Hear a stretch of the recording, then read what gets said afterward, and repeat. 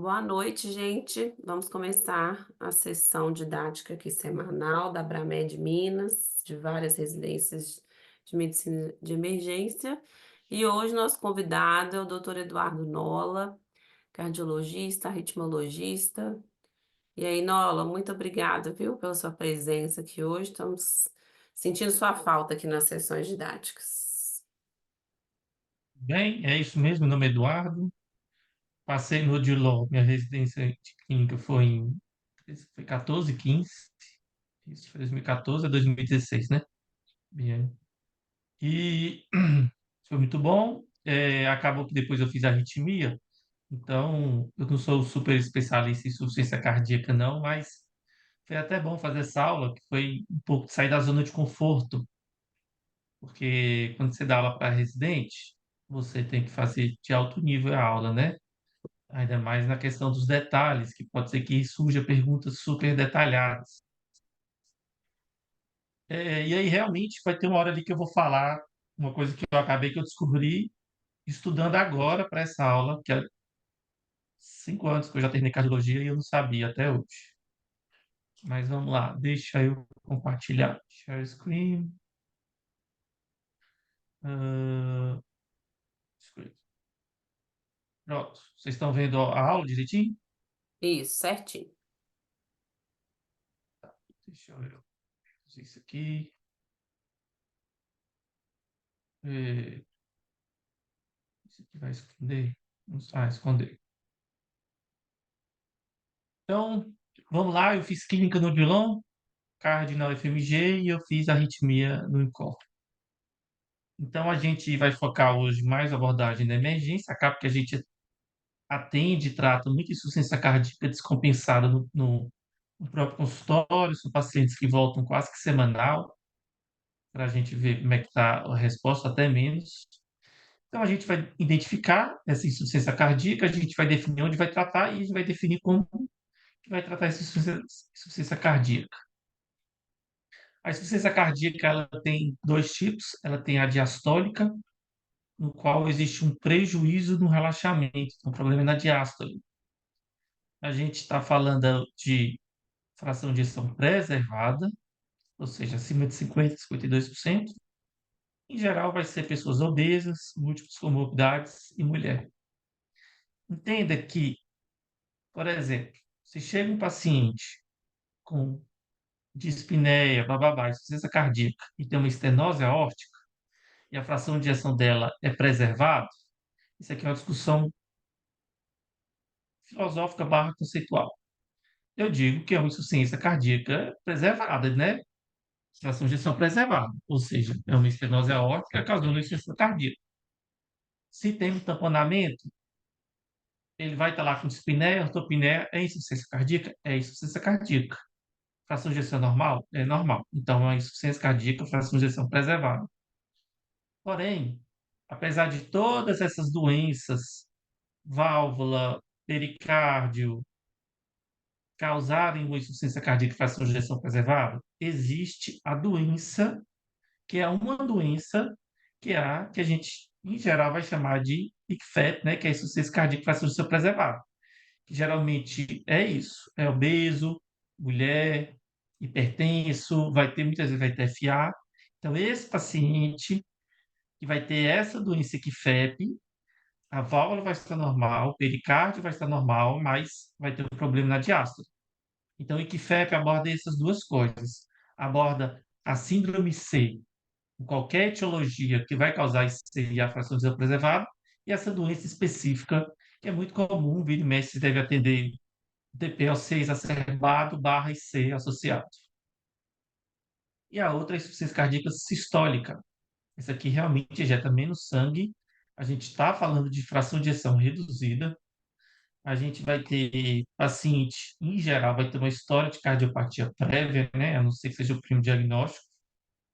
E aqui a gente está vendo a maior chance de encontrar um baixo débito, ou seja, é praticamente proscrito você prescrever dobutamina aqui. Não faz sentido prescrever dobuta por uma IC diastólica, é muito raro isso aqui chegar com baixo débito. sempre tomar cuidado, isso aqui é uma coisa que vale a pena lembrar. Vamos falar bastante hoje sobre o que que é um sinal e o que que é um ruído. Ou seja, você já deve ter ouvido o Léo, a Nath, o Regis falando que é sinal ruído, ou seja, é uma coisa que pode ajudar ou é uma coisa que veio só para atrapalhar. Bem, é possível fazer ou excluir o diagnóstico de ser já o primeiro contato? Então, só ali do lado da maca do paciente, conversando e examinando, eu já consigo excluir ou diagnosticar, mesmo eu sendo um médico experiente ou sendo um médico por informação, os achados de insuficiência cardíaca, como dispneia, alteração da pressão, edema, tendem a ser muito específicos. Com certeza que todo mundo é capaz de citar várias causas de edema de membro inferior, de espinéia, então nem se fala, né? De espinéia a gente pode ter vários diagnósticos, então realmente, quando se alguém, a enfermeira, falar assim, ah, estou trazendo um paciente com dispneia, quer dizer nada, né? Vamos pensar em várias coisas. Existe os critérios de Framingham, que é tipo um guia de predição para diagnosticar IC, que a gente usa muito pouco, apesar dele existir. Às vezes ele é usado em pesquisa por uma questão de sistematizar, mas na prática provavelmente vocês nunca devem ter usado ele pontuando ele mesmo. Existe essa forma de decorar, 3 no pescoço, 3 no pulmão, 3 no coração, e aí seria uma PVJ acima de 16 centímetros de água, urgência jugular e refluxo hepatojugular. Entenda que quando eu falo PVJ e refluxo, não, peraí, deixa eu já. Quando eu falo PVJ, eu estou falando da jugular interna, que é aquela discussão que se fala, né, que veia você enxerga, mas não sente. Artéria você sente, mas não vê. E a turgência jugular, a gente está falando principalmente da jugular externa, que fica aquela bitola aqui, que às vezes até pessoas que fazem atividade física ali no pico, ela exacerba. E o refluxo hepatojugular seria basicamente quando você comprime ali o fígado, você vê uma dessas duas coisas aparecer. Essas três características aqui, na cardiologia, a gente valoriza muito eh, esses três achados físicos. Apesar de muita gente ter muito medo da tal da ausculta cardíaca, mas eu admito que a buscar edema, né, buscar congestão é uma coisa talvez mais importante do que a ausculta em si. Gente, qualquer pergunta pode fazer qualquer hora, tá? Bem, presença de crepitações, presença de edema agudo pulmonar e dispneia paroxística noturna ou ortopneia também pontuou para o Framingham. E no coração seria a presença de B3. B3 é uma coisa que também não é tão fácil de achar, mas também não é tão difícil quando está bem evidente, quando está galopando. A questão é que nem sempre a gente vai ter uma situação favorável, assim, silenciosa, para realmente ouvir a B3. Presença de cardiomegalia no raio-x. E esse aqui é muito legal. Perder 4,5 dias, 4,5 quilos em 5 dias de diurético. Então já fala aqui que realmente o diagnóstico de C às vezes vai aparecendo. E é típico mesmo, né? Paciente com IC vai fazer muita diurese. Paciente que não está urinando com furosemida, você até questiona se é IC mesmo. Agora, o sinal de Framingham, né? Os critérios de Framingham é um estudo de 1971, extremamente antigo, é um negócio que não faz nem sentido e, de fato, a gente praticamente não usa mais, né? Na prática clínica, eu nunca vi alguém usar. E por vários motivos, essa tal de ver a PVJ da forma mais correta, quem anda com uma régua, né? O que geralmente, assim, eu faço, eu vejo muitas pessoas fazendo, é dividir o pescoço no meio. Se você está vendo pulsar, né, a PVJ acima do meio do pescoço, em geral, isso fala a favor de estar com gesto. Muitas vezes, aqui é a mandíbula, né? Muitas vezes a gente procura aqui, ó, vai pulsar nesse localzinho, tá? Então, essa tal dessa PVJ pulsando, a gente vira e mexe e vê aí. E quando a gente aperta lá na barriga, a gente vai ver aqui pulsar. E é outra coisa, ó, Às vezes a gente está examinando o paciente que a maca nem sobe. Como é que a gente vai fazer 45 graus numa maca que nem sobe? Então, por exemplo, no consultório, a maioria das macas só sobe a cabeça mesmo, né? Não sobe o tronco. Então, praticamente não existe PVJ no consultório, é muito difícil. Existe esse. Já um pouquinho. Na minha época já existia, eu não lembro de qual que é o ano, uma série do JAMA que fala sobre Does this patient have? Ou seja, esse paciente tem a tal coisa. Ele basicamente fala muito dos likelihoods e da acessibilidade, especificidade de cada achado e desmistifica alguns achados que a gente considerava tão bom e quando a gente vê nem é tão bom e mostra algumas coisas que a gente achava que não era boa e na verdade é bom. Uma forma meio de resumir likelihood é meio que valor preditivo, assim. Ele fala assim, uma vez que tem isso, qual é a chance de ter? De forma bem resumida, para positivo, acima de 5 são bons, acima de 10 são maravilhosos. E para negativo seria o equivalente, né? Abaixo de 0,5 é bom e abaixo de 0,1 é maravilhoso. Então, na história, ou seja, na anamnese, o paciente falar que tem insuficiência cardíaca é muito bom. Ou seja, tirando o primo diagnóstico, esse paciente vai falar que já teve insuficiência cardíaca, que já descompensou. E se ele falar que não tem, é muito bom, porque de fato, a chance de você ver um cardiopata reinternando é muito maior do que você ver ele internando a primeira vez. E o paciente que já teve infarto também é razoavelmente bom. Já nos sintomas, não tem nada maravilhoso. Agora, não ter dispneia aos esforços é bom. Então, quando o paciente fala que ele não correlaciona tanto a dispneia com os esforços, é bom. Agora, sim, ter não serve de nada. Ó, 1,3. De fato, né? Quem tem pneumonia também vai cansar quando sobe uma escada. Então, realmente, ter não ajuda em nada. Agora, não ter é ótimo. Já no exame físico, B3 é maravilhoso, 11, e não ter não presta muito. Fluxo hepatojugular e e turgência jugular são muito bons. E crepitação, estranhamente, se não tiver, é bom.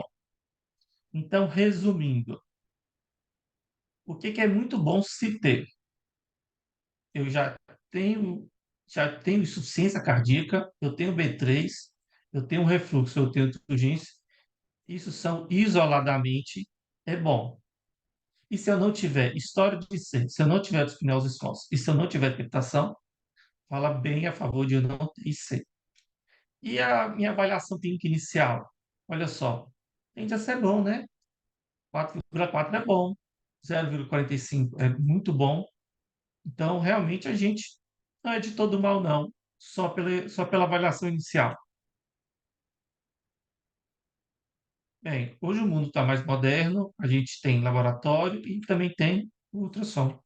Então, vamos falar agora sobre propedêutica para diagnóstico. A gente está falando de caso suspeito, a gente vai falar principalmente na sala de emergência, o foco não é no consultório no PA, e aí a gente vai pensar em principalmente duas apresentações da insuficiência cardíaca. É o paciente que chega, que o problema dele é o pulmão, né? Ou o paciente que chega e realmente o problema dele é o choque ou baixo débito. Bem, em alguns casos, no primeiro momento, a gente já vai atingir um limiar de intervenção que independe da certeza diagnóstica, ou seja, hipoxemia grave, refratário ao oxigênio, taquiarritmia com pressão inaudível, parada cardiorrespiratória, são situações que a gente atinge um limiar muito rápido e que não precisa dar o diagnóstico.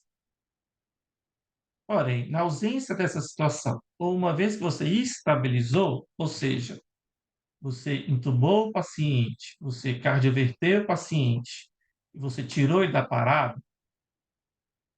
está na hora de você avaliar qual que é o diagnóstico dele. Ou seja, estabilizamos, vamos pensar agora o que que pode ser. Ou Se o paciente não chega tão instável assim, a gente já vai direto para essa situação aqui, que é a avaliação diagnóstica. Então, a gente pode usar os critérios de Framingham, mas a gente também pode ir para o ultrassom. O ultrassom, o que que ele parte qual que é o racional dele? Um pulmão normal é cheio de ar. E se esse pulmão ele é cheio de ar, o ultrassom vai reverberar bem bonitinho, fazendo a linha A, que é da pleura. Eu não vou também aprofundar tanto aqui, porque é uma coisa que é muito melhor ser ensinado na prática. E um pulmão cheio de líquido vai fazer as linhas B, que todo mundo com certeza já fez. E a gente está falando de um degradê, né? Quanto pior a situação de congestão, mais linhas B vão ter. Bem, falando um pouquinho de metodologia científica rápida, como é que eu sei se um exame é bom? A gente primeiro compara com o padrão ouro. Então, se você vai testar ultrassom para ver TEP, você vai comparar com a Angio-TC. Só que não existe um padrão ouro para insuficiência cardíaca. Em geral, a gente vai precisar de um monitor invasivo, por exemplo, o SOGANS, ou o que a maioria dos estudos usam, o diagnóstico futuro. Então, esse paciente interna, ele é tratado, e aí chama um, dois, três médicos experientes, eles vão ver o prontuário, ver o que aconteceu e vão falar. De fato, isso foi uma insuficiência cardíaca. Então, estudos de ultrassom, existem dezenas que a gente poderia pegar. O problema de ultrassom é que exige um know-how, não é uma coisa que a faculdade ensina e não é uma coisa que se aprende estudando. É uma coisa que precisa de um treino prático mesmo. Não é que nem, por exemplo, raio-x, você pode assistir uma aula online, ou um BNP, que eu vou falar já já, que você pode estudar e entender como fazer. Esse estudo especificamente usou meio que scores, então ele via nesses 4 pontos, que é mais ou menos o que a gente faz mesmo, e aí ele vê o número de linhas B. E aí mostrou que, comparando ele com o raio-x, foi bem melhor. É, esse R aqui, um negócio que eu tive até que estudar, é simplesmente um valor que, quando é perto de um é maravilhoso, quando é perto de zero é ruim. Então, mostrando, isso aqui não é área sobre a curva, não, mostrando que o ultrassom é bem melhor. O raio-x também precisa de uma certa. Alguém mandou uma coisa no chat aqui. Ah, não.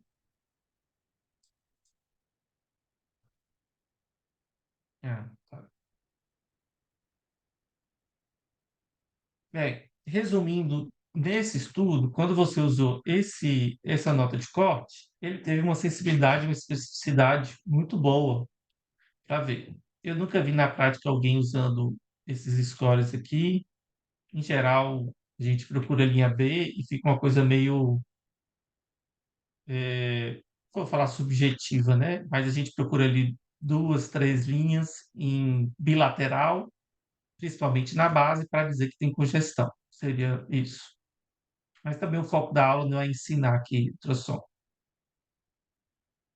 E aí, esse outro estudo, que foi um RCT, no qual pegou 518 pacientes, e aí os médicos que avaliava, ele testava ultrassom e depois ele testava raio-x mais BNP. E o mesmo médico depois testava outra coisa sem saber. Então, tipo assim, chegava o paciente, aí eu faço ultrassom do paciente e digo, está com gesto ou não. Depois, alguém me mostrava o raio-x do BNP desse paciente sem eu saber que era o mesmo paciente, para não me enviesar. E aí eu falava, está com gesto ou não. E aí comparava com o padrão ouro. O que que era o padrão ouro? No final da alta, uma equipe falava se era esse ou não. Bem, essa foi a metodologia desse estudo. E o que que ela falou aqui? O raio-x do BNP praticamente não ajudou em nada. Quem ajudou mesmo foi o ultrassom. Então, realmente, o ultrassom tem muito potencial se bem feito. tem que entender que esse estudo aqui provavelmente foi feito com pessoas extremamente experientes, né? São pessoas que se proporam a fazer um RCT e que com certeza têm um treinamento, uma prática grande. E lembrar que o BNP custa R$ 200, talvez mais, talvez menos, foi uma coisa rápida ali que eu vi. Também quando compara, de novo aqui outro estudo mostrando que o ultrassom é melhor. Esse estudo aqui já não foi tão grande a variação, foi uma meta-análise mostrando que o ultrassom foi melhor que o raio-x para diagnóstico. E aí lembrar que a gente vai ver essas linhas As ou as linhas Bs, né? As linhas Bs aqui seria a presença de C. E a linha A seria a ausência, né? Outra coisa que a gente avalia também no ultrassom é a veia cava. A veia cava também é operador dependente, tem vários estudos, cada um usando a ponto de corte. Também não vou entrar na discussão qual que é o valor, mas em geral seria algo mais ou menos assim. Quando é maior do que 20 milímetros e variando pouco, fala a favor de ser. Menor do que 15, variando muito, fala a favor de não ser um IC, ou seja, de não estar congesto. Então, muitos estudos só usam o pulmão, esse aqui a gente está adicionando olhar a veia cava. É, bem, antes de eu ir no próximo slide, não, isso eu vou falar já já. Então, como é que a gente vai avaliar caso suspeito? O que que é muito importante? Quem é o paciente de alta probabilidade? É o paciente que já tem uma história de insuficiência cardíaca, que tem congestão e que tem dispneia aos esforços e ortopneia, são os principais achados. Se o paciente só tem história de cardiopatia, entenda que isso é diferente disso. Aqui é falar assim, doutor, eu já internei por cansaço, ou o médico já me deu furosemida por causa do coração. Outra coisa é, o médico disse que eu tenho alguma coisa no coração, mas eu não tomo nada. Ou eu tomo só losartana. Quando você tem dúvidas de congestão, não está tão claro, mas você tem um paciente de fato com arritmia ou suspeita de síndrome coronariana. E quem que abaixa a probabilidade? Sem nenhum histórico patológico, não tem nenhum exame que sugere e você já achou outra coisa para a dispneia. É, essa divisão em alta probabilidade, intermediária ou baixa probabilidade é o UpToDate que usa esses três divisão. Isso aqui não é uma divisão estudada, validada, não, tá? Bem, se você tem a anamnese, exame físico, história patológica sugestiva, em geral você já vai tratar como insuficiência cardíaca. Mas isso não quer dizer que você não possa fazer um ultrassom BNP, entendeu? Então, às vezes, o plantão não está tão pesado, o paciente está ali, você vai acabar fazendo ultrassom, está ali na sua mão. No Odilon, então, que é uma escola um hospital ensino, aí que a gente faz ultrassom em todo mundo mesmo. Porém, em casos limítrofes, aí realmente é quando entra essas três opções. É quando a gente vai usar ou ultrassom, ou raio-x, ou BNP. E esse exame vai fazer com que eu venha para cá ou que eu venha para cá. Agora, quando não é sugestivo, ou seja, quando é que ele não é sugestivo? Quando ele não tem nenhuma história patológica, os exames não sugerem, e ele tem outra explicação para a dispneia, a gente não vai pensar que é dispneia, mas não quer dizer que a gente não possa pedir em alguns casos. Gente, eu quero que vocês agora se ponham no lugar do Léo ou da Nath e pensem que vocês são o chefe, o gestor de um hospital, de uma emergência. E aí você tem que definir, baseado no que eu falei, a gente vai comprar um ultrassom ou a gente vai colocar no laboratório BNP.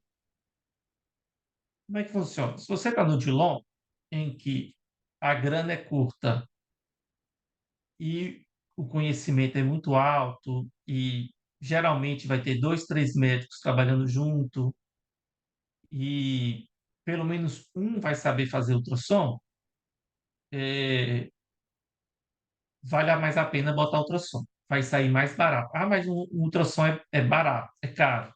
Mas um BNP custa muito mais caro se a gente pensar assim que vai fazer uns 3, 4 por dia. É questão de tempo até o BNP ficar mais caro que o ultrassom.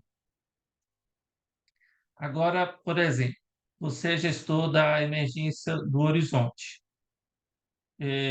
Geralmente é um plantão mais isolado, no qual você que está ali sozinho, apesar de ter outro colega, está cada um nas suas batalhas ali, né?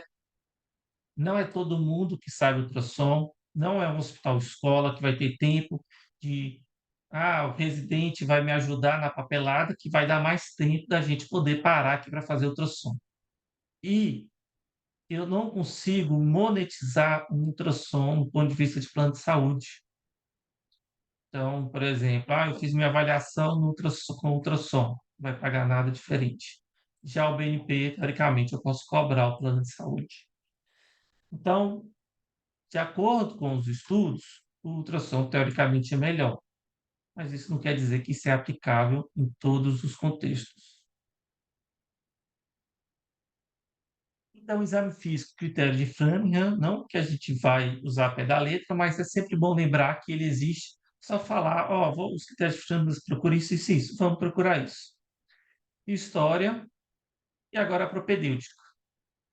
Quais exames desses que a gente tem que pedir para um paciente com suspeita ou que é insuficiência cardíaca?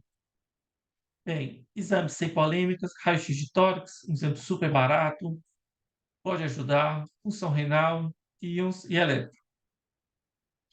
No mundo ideal, BNP a gente teria e o ecocardiograma a gente também pediria para nos ajudar.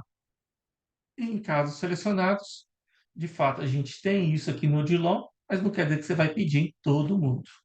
Então, gasometria, talvez o paciente saturando bem, uma gasometria não vai ser necessário. Um lactato no paciente bem perfundido também não vai ser. E um dedímero, mesma coisa. E a tal da troponina? Peraí, já já eu falo da troponina. Quando é que a gente vai pedir um ecocardiograma na urgência? Essa aqui é a principal indicação de ecocardiograma de urgência. É IAM com choque. Todo paciente com infarto chocado, a gente sempre pensa em complicação mecânica, ou seja, uma IM aguda, uma perfuração de septo, uma perfuração de parede livre, e aí choque com infarto é uma urgência conseguir o cardiograma. São poucas situações que um eco é uma emergência. E aí choque, e aí outros casos que não é aqui, mas seria a secção de aorta. Suspeita de valvulopatia. Suspeita de valvulopatia não é uma emergência, mas não é um eco que é bom ficar enrolando para fazer. E na teoria, toda internação por IC tem que fazer. Toda? Na teoria, sim. E toda vez que o paciente descompensa, será que surgiu um novo problema? Será que a fração de ejeção caiu baixo? Será que agora ela caiu? Antes ela não era baixa? Antes era 45 e agora está 38? Entenda que é um exame barato, não invasivo, idealmente toda fazer. Talvez não seja um exame que você vai manter uma internação uma semana para poder fazer o eco. Mas se não for o caso, toda internação é melhor fazer. Bem, voltando à troponina. Eu não sei que horas são. Deixa eu ter que apressar então. Quando é que a gente vai pedir troponina? Tem que pedir ou não tem que pedir? E aí, os guidelines, em geral, eles vão falar para sempre quando tiver suspeita, mas eles falam alguns que tem que solicitar para todos, mas você vai ter que entender como interpretar isso. Bem, eu acho um pouco perigoso pedir para todos, porque principalmente se não existe uma horizontalidade, porque aí todo plantonista que chega vira dono do pedaço e pode querer mudar tudo. Admito que eu não tenho costume de pedir para uma insuficiência cardíaca clássica, não, em que não há suspeita de infarto, não há dor, é só uma insuficiência cardíaca. É um paciente que eu já sei que não é coronariopata, então o paciente já é chagásico, não vou achar que agora ele está infartando. É, é, então é um tema polêmico, se você pedir se não está errado, mas olhe com cautela, porque vai ter motivo para. Ele pode estar alterado sim. E aí, o que que é muito típico? Infra de ST em V5 a V6, eu não vou falar de eletroinsuficiência cardíaca, mas lembre que o padrão de strain faz muito infra em V5 e V6. Aí esse infra com essa troponina, o povo tende a achar que é infarto, ou aquele suprinha de V2 a V3, que é normal, o povo tende a achar que é infarto. Então, cautela, uma clínica típica de C. Existe um mnemônico, que são causas de descompensação da insuficiência cardíaca, eu vou usar ele porque ele é até usado no guideline da ESC, que são complicações que podem ocorrer com insuficiência cardíaca, mas que é sempre bom ir atrás. Entenda que agora a gente está falando de fator descompensador, né? Uma coisa é a etiologia, outra coisa é o descompensador. E sempre que a gente tiver uma coisa junto, é sempre o pior prognóstico. E a presença de um shunt também ajuda muito se eu vou tratar um paciente em casa ou se eu vou internar ele. Então, um paciente com síndrome coronariana aguda que está com insuficiência cardíaca, lembre que ele está aí de um QLEP de 2 a 4, e isso vai ser um pior prognóstico. Então, infarto com IC, pior prognóstico, isso é muito óbvio que a gente vai internar, né? Hipertensão, em geral, não é um problema de pronto-socorro que gera muita preocupação. Agora, uma IC com uma pressão muito elevada, em geral, vai precisar internar, porque tem alto risco dessa hipertensão estar descompensando essa IC e está causando se é a causa da dispneia. Arritmia com insuficiência cardíaca também, em geral, precisa internar. Agora, em alguns casos, era puramente arritmia e você reverte ela. Em alguns casos, você consegue já casar uma avaliação precoce ambulatorial e você poderia. Causas mecânicas, né? Então, perfuração de septo, perfuração de parede livre, obstrução, pneumotórax, tudo isso aqui, se estiver junto de uma insuficiência cardíaca, obviamente é um pior prognóstico, tem que internar e pode ser uma causa de C. TEP pode estar associado com IC, principalmente insuficiência cardíaca de VD, infecções também, toda IC com febre, pensa em endocardite, e a presença de taponamento também é uma complicação, é uma causa de C, é uma causa de descompensação da IC.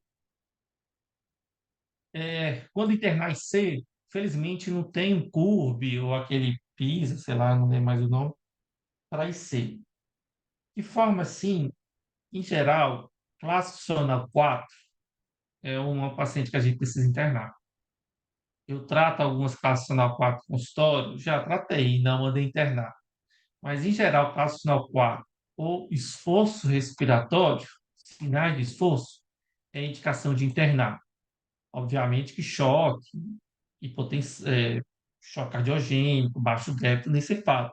Estou falando pela dispneia. Então, você atende uma paciente com edema inferior, dispneia aos esforços, ele está em classe funcional 4, ele está com esforço respiratório, tem que internar. Mas eu já trabalhei, por exemplo, num canto que era um consultório perto de um PA. Aí eu mandei fazer umas duas ampolas de furo no PA e mandei ele voltar 2 dias depois. Já fiz também.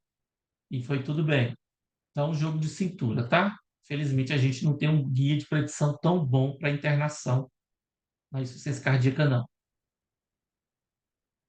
Bem, aquela coisa que a gente fala, todo mundo sabe, a gente vai dividir o paciente baseado na volemia, como úmido e seco, e na perfusão, como frio ou quente. E aí vai gerar essa famosa tabela, né? Que por algum motivo alguém resolveu chamar isso de letras. Até hoje eu não sei quais são as letras. Eu só sei essa daqui que é a B, porque eu vejo o povo colocando. Em São Paulo o povo gosta. Aí um é B, outro é L, outro é A. Até hoje eu não decorei isso. Porque eu prefiro botar IC quente e úmida do que escrever B. porque são duas letras, é uma letra a mais. E aí eu não vejo sentido transformar duas letras em uma letra. Bem, como é que a gente avalia sobrecarga de volume? Então, eu quero classificar meu paciente. A sobrecarga de volume, a gente vai ter todos esses critérios. Então, B3, por exemplo, é volume. B3 não é baixo débito. Então, B3, refluxo, crepitações, turgência, edema, ortopneia, hepatomegalia, linha B, via cava, tudo isso é congestão. Eu preciso de quantos critérios para falar que o paciente está congesto? Não existe esse número mágico, não. Obviamente que se o paciente só tem um deles, você vai achar meio esquisito, você vai até questionar se não é você que está olhando coisas. Então, não existe isso, não. E baixo débito, a gente vai falar de oligúria, extremidades frias. Quem já atendeu um baixo débito sabe o quanto que é marcante ver um baixo débito, né? A extremidade fria e pegajosa. A perfusão é reduzida e o paciente vai estar confuso. Isso aqui tudo fala a favor de baixo débito. Entenda que eu nem coloquei aqui hipotensão, né? Por que eu não coloquei hipotensão? Eu não preciso estar hipotenso para ter baixo débito, insuficiência cardíaca. Isso é uma coisa importante. Existe uma diferença entre baixo débito, que é diferente de choque cardiogênico, tá? Baixo débito, esses pacientes com IC, fração de ejeção reduzida, eles vão ser 90 por 60, 80, 100, isso é normal. Só que o choque cardiogênico é quando tem essa hipotensão grave. Que valor? Menor que 80, não existe um número muito mágico, seria menor que 80, 90. Aí sim você fala que tem um choque cardiogênico.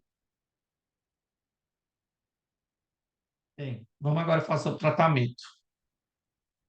O tratamento da insuficiência cardíaca, a gente vai tratar a causa básica, o champite, se tiver, e muitas vezes não tem. Tanto que uma das causas mais comuns de ser é simplesmente má adesão. Então, uma má adesão não vai estar no shunt e é a causa. Então, a gente vai tratar congestão e baixo débito, a depender se o paciente tem ou não congestão e se ele tem ou não baixo débito. A gente vai dividir a dispneia em três. O paciente que tem dispneia com esforços sem hipoxemia, esse aqui vai tomar o quê? Furosemida. Na maioria das vezes eu vou tratar ele aonde? Em casa, como eu falei. Paciente com dispneia que não tem esforço e não tem hipoxemia. Trata em casa. Esse aqui é um paciente que trata no consultório. Claro que tratar em casa, gente, envolve uma reavaliação precoce. E se for um paciente do interior que não tem como voltar, não tem quem veja? Talvez valha a pena internar sim, tá? Não é tão errado, não. Tem que individualizar. Porém, dispneia, sem esforço e com hipoxemia, oxigênio. E se tiver esforço, a gente vai falar já já sobre o VNI. Então, a hipoxemia, a gente vai objetivar uma saturação de 90 ou uma PA2 MOX 60. Esse é o alvo. Pelo amor de Deus, na IC, no infarto tinha isso, né? De dar oxigênio para todo mundo. Não existe isso, nem na coronariopatia, nem na IC. Oxigênio é sob demanda de hipoxemia. Vou nem mostrar isso tudo, porque é muito óbvio que tem que dar oxigênio numa hipoxemia. Agora, quando usar VNI na IC, vamos entender o benefício. Talvez a melhor evidência seja uma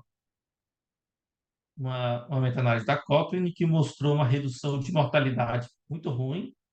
Então, cruzo 1 é muito baixo. Isso aqui, gente, é um pouco sobre MBE. Isso aqui não quer dizer que tem efeito benéfico, não, tá? Quando é baixo, é porque a gente não acredita, não. Agora, ele talvez realmente reduza a intubação.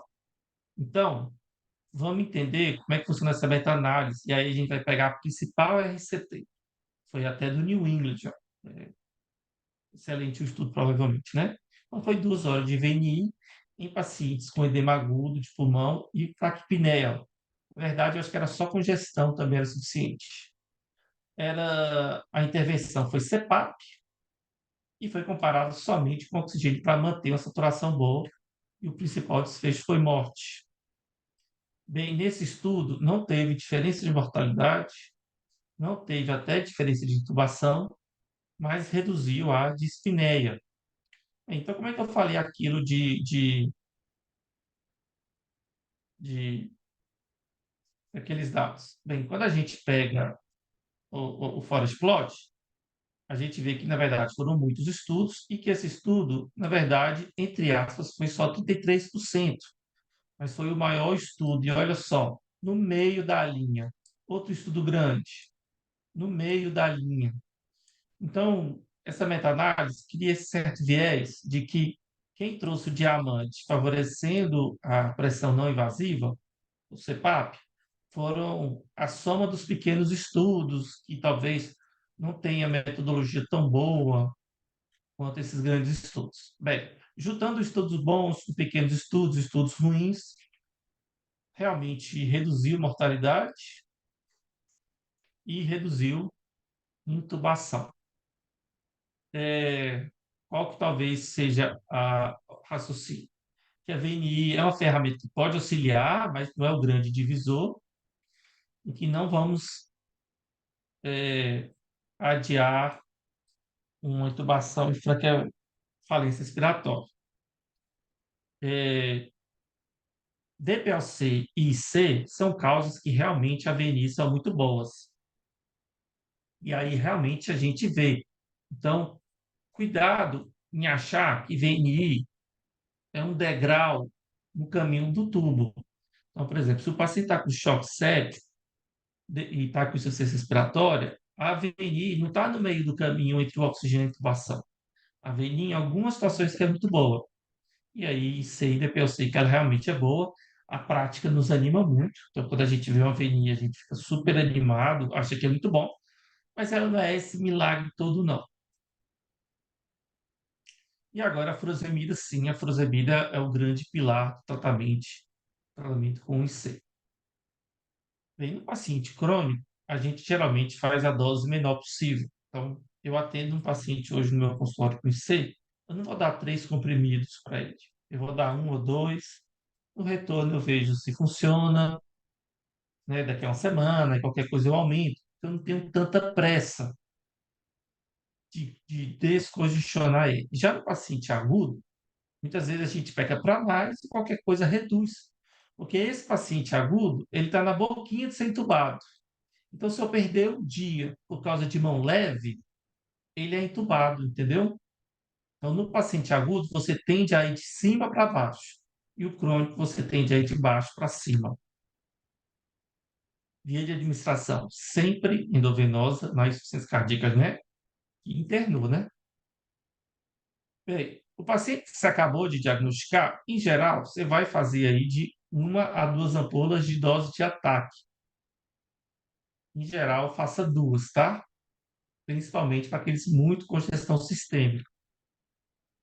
Agora, quem tem C prévia, vamos agora discutir qual que vai ser a dose. O principal estudo que tem são dois. Um deles é chamado de 12, que ele testou o quê? Se a dose baixa, que é uma vez a domiciliar, é melhor do que tão bom ou pior que 2 vezes a domiciliar. Esse aqui foi o protocolo, e agora eu vou falar a parte polêmica que eu descobri estudando isso agora. Queria até depois ouvir se a Nath, não sei se o Léo já está aqui, se eles sabiam disso. O que que a gente aprende basicamente com estudos farmacodinâmicos, farmacocinéticos, aquelas coisas? Que 40 miligramas EV é igual a. Não, 40 miligramas via oral é igual a 20 miligramas EV. Ou seja, um comprimido é igual a uma ampola. O que que isso quer dizer? Que a gente tem uma absorção de 50% do comprimido que a gente toma. Então, 40 via oral é igual a 20 EV. Isso aqui é muito errado nas sedes compensadas, porque pode ter um edema de alça e aí fica muito errado com essa absorção, o que é mais ainda o motivo. Bem, então, se você perguntar para qualquer cardiologista, ele vai falar que um comprimido é igual a uma ampola. Porém, nesse estudo, eles não fizeram isso. Eles falaram que 1 miligrama EV é igual a 1 miligrama via oral.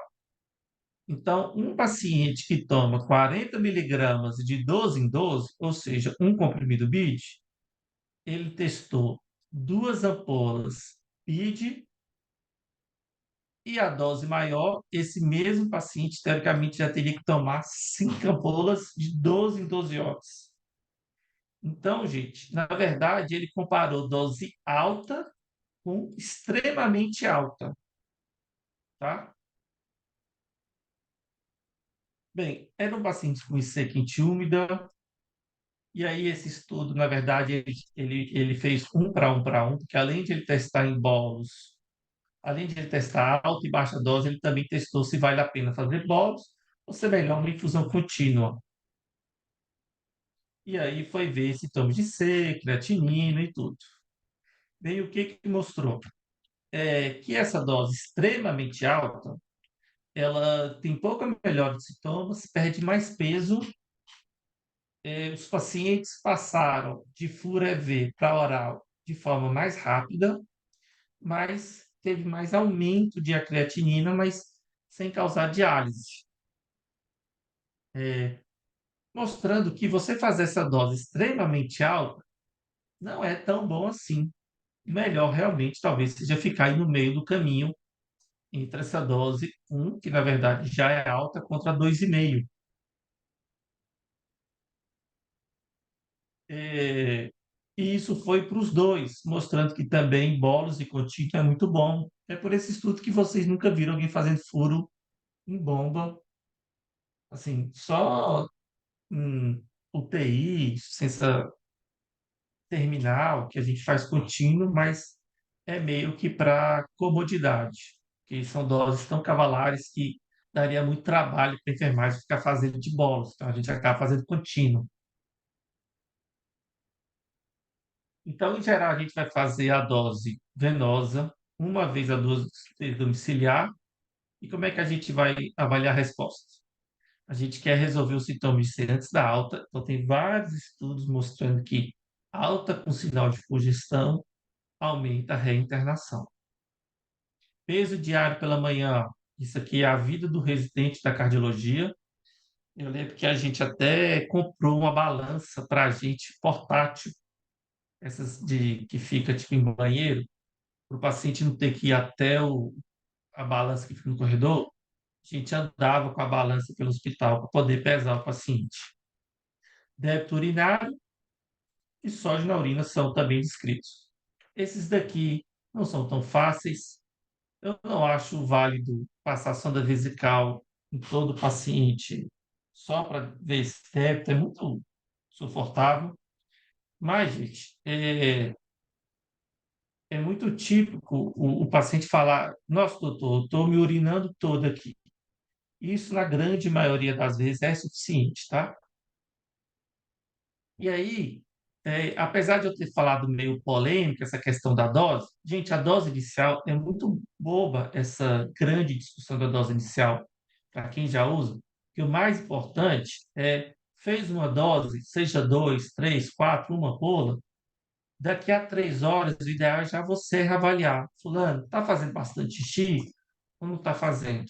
Se ele disser que está fazendo xixi, isso tende a ser suficiente, tá? E aí, a partir daí, você já vai saber se você dobra ou não. Então, gente, fiz uma ampola agora. Não, doutor, nem me urinei tanto. Ah, tá. Passou 3 horas, então você viu que não urinou tanto? Você vai ter que fazer 2 ampolas. Fez 2 ampolas agora, daqui a 4 horas ele não urinou, já faça 4 ampolas. E aí você vai se guiando com essas 4 ampolas. Quanto é que tem que perder de peso? Não existe um número mágico, mas, em geral, de 1 a 2 quilos por dia. E se for aquele paciente com aquela congestão bizarra de IVD, não ache ruim se ele perder de 3 a 4 quilos, principalmente nos primeiros 2 dias. São pacientes que, às vezes, gente, perdem, sai com 12 quilos a menos que a admissão. E aí, se você for perder 1 quilo a 2 quilos por dia, é um paciente que vai ficar mais de uma semana internado até ficar seco. Pacientes que estão acima aí de 10 a 12 quilos, não é de todo mal que ele perca 3 a 4 quilos por dia. Então, gente, mais importante do que fazer ciência com a dose inicial é avaliar a resposta. Em um paciente que está numa sala vermelha, não faz sentido reavaliar uma vez por dia. Tem que reavaliar de 6 em 6, de 12 em 12 horas, perda de peso. Esse paciente tem que estar urinando. Até na enfermaria, né? Eu lembro de iniciar uma furosemida e pedir para o plantão noturno ir lá dar uma olhada. Se ele estiver fazendo bastante xixi, ótimo. Se não, faz umas doses extra. Ah, mas eu tenho medo de furosemida fazer mal para o rim. Esse estudo é muito legal. É um estudo New England que pegou pacientes com cardiorrenal e IC, ou seja, IC mais insuficiência renal. E aí, olha o que, que ele mostrou. Que esses pacientes que foram. Ah, aí eles randomizaram hemodiálise, porque afinal de contas eu tenho que tirar líquido, contra furosemida. Aí olha o que, que mostrou. Os pacientes com diálise e medicamento, eles perderam praticamente o mesmo peso. E os pacientes com medicamento tiveram até menos creatinina, ou seja, furosemida perdeu o mesmo tanto de peso e reduziu mais a creatinina que a hemodiálise. Olha que maravilha. Então, gente, o segredo do rim é euvolemia. Não existe mais esse negócio de achar que o tanque tem que estar cheio. Não, o tanque tem que estar na medida certa. Não estou dizendo que é sempre fácil ver, mas hipovolemia é ruim e hipervolemia é ruim também. E por que que eu quis trazer esse estudo? Sempre que vocês forem ver um estudo para ver. Alguém perguntou aqui. Então, se está com uma Polabid e não respondeu, aumenta para duas Polabid ou uma TID. A furosemida, gente, tem um negócio legal que mais importante do que aumentar a quantidade de vezes é aumentar a dose. Então, quem toma uma Polabid vai para duas Polabid. Mas, em geral, o ideal é você, por exemplo, você deu uma ampola de manhã, começo da tarde, você já viu que ele não urinou? Não espera a da noite ser mais uma ampola para no outro dia aumentar a duas. Não, já vale a pena dar duas ampolas. Agora, se você está no consultório e não tem como fazer essa reavaliação rápida, aí de fato o ideal é isso mesmo, é esperar um outro dia. Tem paciente que me manda o peso, eu peço, ó, de manhã me mande o peso, aí eu falo. E tem paciente que eu falo, ó, durante 2 dias é 3 comprimidos e depois é só um comprimido. Tem de tudo. Esse estudo, eu queria só mostrar o protocolo dele. Como é que funcionava? Quem urina 3 litros por dia, tá bom. Quem urina acima de 5 litros, faz o step down. E quem urina abaixo de 3 litros, faz o step up. Olha só, quem não toma nada, já tomava, gente, 8 ampolas no primeiro dia. Então, o paciente virgem de tratamento já tomava 8 ampolas de cara. Já o paciente que tomava mais de 2 comprimidos, ele já tomava 16 ampolas. E se com 24 horas 8 ampolas não funcionasse, no outro dia era 16. Se não funcionasse, no outro dia era 28 ampolas. É muito cavalado, isso é muito alto essa dose. Então, eu quero mostrar para vocês, não tenham medo de furosemida, não existe um número mágico. A dose de furosemida é a dose que faça ele urinar, independente da dose. Se nesse foi 2, naquele foi 4, paciência. O importante é urinar e perder peso. Naqueles que você tem certeza que é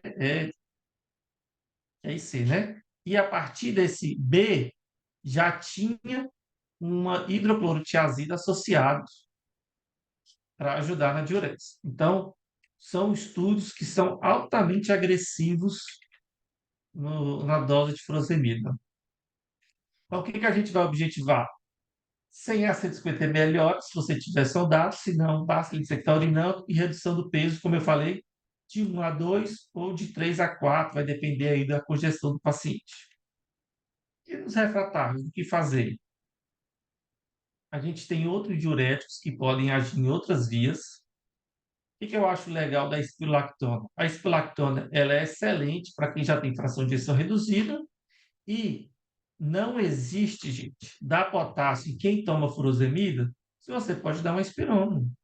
Se você está dando muita furo e está caindo muito potássio, para que dar potássio se você pode dar espirona, tá? Mas vamos ver os estudos. Existe um estudo de hidroclorotiazida, que ele manteve a mesma dose de furo. Na verdade, ele dobrava, né? Ele também fez 1 para 1, e ele adicionou a hidroclorotiazida, baseado na taxa de filtração de 25 a 100 miligramas de hidroclorotiazida. E aí viu que o paciente que tomou hidroclorotiazida tem uma reação adicional de 800 miligramas em 72 horas, sem diferença importante. Então, piorou um pouquinho a creatinina e aí mais pacientes tiveram hipocalemia, já que são dois medicamentos que expoliam potássio, né? Então, a hidroclorotiazida está longe de ser um remédio excelente para ser dado, mas quando esse 800 ml pode fazer uma diferença, uma IC muito refratária, talvez valha a pena. E os inibidores CLT2, tem estudo hoje em dia para tudo, né? Também foram testar pacientes já em primeiro dia de compensação de C. Os estudos de IGLT2, como a maioria dos medicamentos que são testados para IC, em geral pega pacientes já super tratados e adiciona o tratamento, né? Mas para aqui, eles foram testados já de cara. E aí mostrou que realmente foi bom você já de cara iniciar a empagliflozina. Ah, e só ela que é boa? Iniciar uma espirona não é boa? Gente, provavelmente é boa, porque a espirona é um diurético, melhora a mortalidade, só que a espirona é de uma época que eles não empurravam tantos estudos. Hoje a gente tem estudo de empagliflozina para tudo. 5-guaranina aguda, 5-guaranina crônica, IC descompensada, IC compensada. Então não é de se espantar, não, que a hipoglifosina seja boa, iniciar de forma precoce. Ele é um diurético também.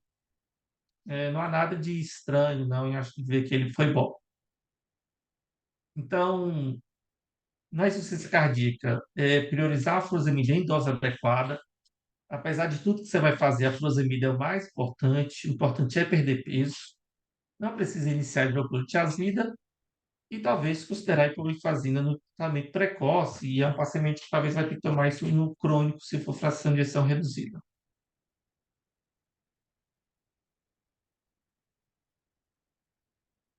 É, Beck, o paciente que tem edema agudo de pulmão, é, é muito importante agora a gente falar da hipertensão.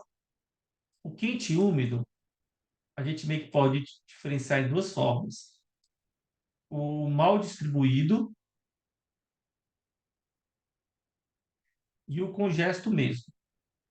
Esse paciente aqui, o mal distribuído, é o tal do edema agudo de pulmão, é o flash edema. Esse paciente, gente, ele não está edemaciado, ele simplesmente fez uma hipertensão tão aguda. Ah, não, peraí, que eu vou falar também já já. Ah, não, desculpa. Então vamos lá. Então vamos falar sobre a parte de circulação. Como é que a gente vai fazer os vasodilatadores? Vamos diferenciar o paciente em três: o normotenso, o hipertenso e o baixo débito. Vamos primeiro falar do normotenso. Então, vocês já viram a gente várias vezes iniciar um IECA, um hidralazina, um monocordil no paciente com IC. E aí a gente faz isso quase religiosamente. E tem esse estudo que testou iniciar vasodilatadores no paciente que não está com pique hipertensivo, não é um edema agudo de pulmão. Então, a intervenção foi ser mais agressivo nos vasodilatadores, mais agressivo no nitratos e titular de forma mais rápida a medicação oral contra o cuidado usual. E aí ele testou mortalidade por todas as causas, hospitalização, e aí ser tão agressivo na vasodilatação não teve diferença no desfecho primário, nem teve hospitalização esses pacientes tiveram mais hipotensão. E olha só, o paciente amarelo, que é o paciente vasodilatado, recebeu muito medicamento. Aqui é a dose diária. E eles praticamente tiveram o mesmo tempo de internação. Então, gente, é para iniciar IECA no paciente com IC, com pressão normal? Pode iniciar e deve, mas não deve ser uma coisa agressiva, não deve ser objetivar uma pressão mais baixa, não precisa ser agressivo no paciente normotenso. Esse aqui, o mais importante é a furosemida, tá? Já o paciente hipertenso, a gente está falando de edema agudo de pulmão. Esse paciente aqui, ele está mal distribuído. Então, ele não precisa tanto de furosemida. Ele simplesmente precisa tirar o líquido do pulmão. Já esse daqui é o paciente que está com o líquido no pulmão, na perna, no fígado, na alça intestinal. Esse precisa de furo. Esse precisa de vasodilatador. Precisa de nipride ou tridio, né? A gente geralmente prefere fazer nipride. Esse é aquele paciente que chega que não consegue deitar.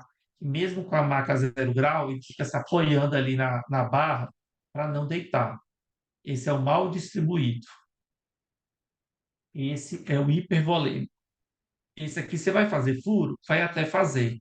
Você não vai agressivar, você não vai objetivar muita diurese. Você vai objetivar principalmente nipride mais VNI. Esse é o que trata o edema agudo de pulmão. Todo mundo que já tratou sabe o quanto que é eficiente nipride com VNI. Nipride não precisa de acesso central, né? E não precisa pegar é, pia. Bem, então no normotenso, a gente vasodilata, mas a gente não é agressivo. No hipertenso, a gente é muito agressivo. Aqui é mais furo e aqui é mais vasodilatador. Agora vamos falar do baixo débito. Então a gente vai falar basicamente do frio e úmido. E o frio e seco? Frio e seco, gente, é uma situação muito rara chegar a frio e seco. O frio e seco é muito mais aquele paciente que você pegou pesado na furosemida e ele acabou ficando frio e seco. Mas, assim, eu praticamente não lembro de nenhum caso frio e seco. Bem, sendo um pouquinho é, fisiopatológico, aqui é volemia, aqui é stroke volume, né? Volume por Débito. injeção. É débito. Quando o paciente tá... Oi, Léo, você tá aí, né? Então, o que é porque a tradução usualmente é o débito. Débito, isso, ótimo, débito. Bem, quando o paciente está desidratado, realmente faz muito sentido jogar ele para a direita, porque aí vai aumentar o débito no IC e vai aumentar o débito no normal. Ou seja, desidratado, baixo débito, independente de você ser doente ou não. Só que essa curva, ela é a curva meio que em J.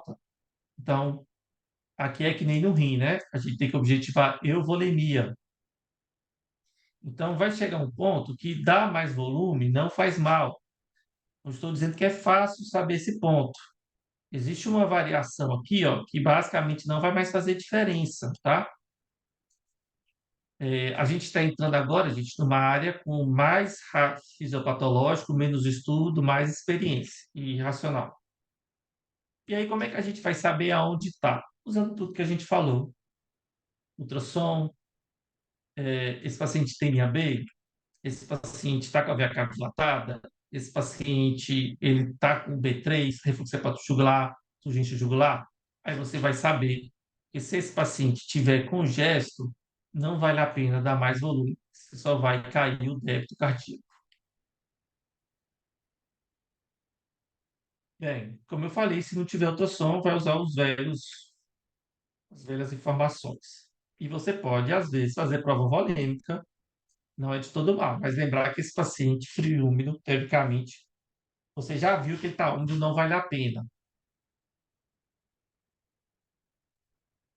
Bem, Se o volume não vai ajudar, então, a gente vai falar da dobutamina, basicamente. Existe a milrinona, existe, né? Mas a gente muito raro usar e não vamos entrar nesse tópico, não. Quem que é o paciente que a gente vai usar dobutamina? Esse paciente vai ter a fração de ejeção reduzida, e aí um próprio ultrassom à beira-leito, mesmo não sendo um ecocardiografista, a gente vai conseguir ver aquele Zé bem dilatado, batendo ruim, sinais de baixo débito, não precisa ter hipotensão e disfunção de órgão-alvo. Não estou dizendo que tem que ter todos, não, tá? Mas, em geral, vai ter que ter a fração de ejeção reduzida com algum desses presente. Como é que a gente inicia? Em geral, a gente vai iniciar 2,5 a 5 microgramas, né, por quilo minuto. É, abaixo de 2,5 não vai fazer muita diferença. Em geral, a principal dose terapêutica ali é entre 2,5 e 10, onde a gente vê muita diferença. Depois de 10 para frente, a gente tende a ser quase de 10 para 15, de 15 para 20. E aí, começou 2,5, como é que está o débito urinário? Como é que está o sensório? Como é que está o lactato? Como é que estão os critérios que você usou para definir o baixo débito? Daqui vai para 5, daqui vai para 10. Seria basicamente assim, na maioria das vezes, vai fazer desse jeito. Ou você também já pode iniciar com 5, não está de todo errado iniciar com 5 não, tá? Bem, quando é que eu preciso fazer noradrenalina? Você já viu que, você já deve ter visto alguns pacientes também tomando noradrenalina é, no paciente com IC, com choque cardiogênico. Bem, a gente já viu que esse paciente, hidratar não vai mudar o volume sistólico. E aí existe essa outra curva aqui, no qual reduzir a resistência vascular pode até aumentar o volume sistólico, e o contrário, né? Aumentar a resistência pode aumentar o volume sistólico. Vamos explicar como é que funciona essa curva. No paciente normal, quando você aumenta a resistência, ou seja, o paciente hoje está 12 por 8 e amanhã ele está 17 por 10, você não vê um paciente com baixo débito cardíaco só porque está com a pressão de 18 por 9, 18 por 11. Senão toda hipertensão seria igual a internação, né? E não é, né? O paciente ambulatorial chega com 20 por 10 e está de boa. Porém, no paciente com disfunção ventricular, hipertensão é horrível, piora muito. E muito pelo contrário, né? É por isso que a gente tende a priorizar a vasodilatação. Então, se o paciente com fração de ejeção reduzida, vasodilatar é bom, o que que eu vou iniciar na hora? E aí chega nesse seguinte contexto: a gente só usa nora naqueles choques cardiogênicos horrorosos, quando realmente não dá para iniciar a dobuta sem a nora. Se fala que se é algo por volta de 80, 85, abaixo disso você não pode iniciar a dobuta sem a nora, porque a dobuta é vasodilatador. Mas tem paciente, gente, que vasodilatar com a dobuta até aumenta a pressão. Então, cuidado com esses números mágicos. O importante é entender o conceito. Você está fazendo NOR, você está piorando o débito cardíaco. É realmente somente uma situação de choque cardiogênico gravíssimo. Você iniciar a NORA, você está faltando um estudo mostrar que é ruim, mas às vezes é o jeito de fazer.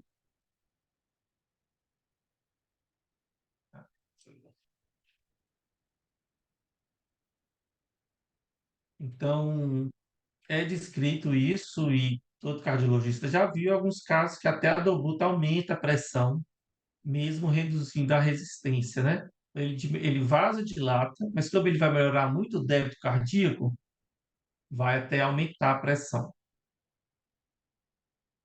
Então, resumindo, furosemida para todo paciente é o grande tratamento.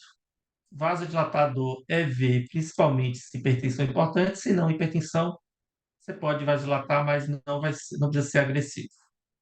O frio seco, talvez um pouquinho de volume, e o frio úmido, talvez vai fazer furo com dobutamina e, em raros casos, anoro. Paciente com fração de ejeção reduzida, você vai suspender o IECA barra BRA se tiver hipotensão grave ou insuficiência renal importante. E em relação ao beta-bloqueador, você só vai suspender se tiver chocado, baixo débito, se precisar de Dobuta. Já tem estudo mostrando que no quente úmido não precisa reduzir beta-bloqueador.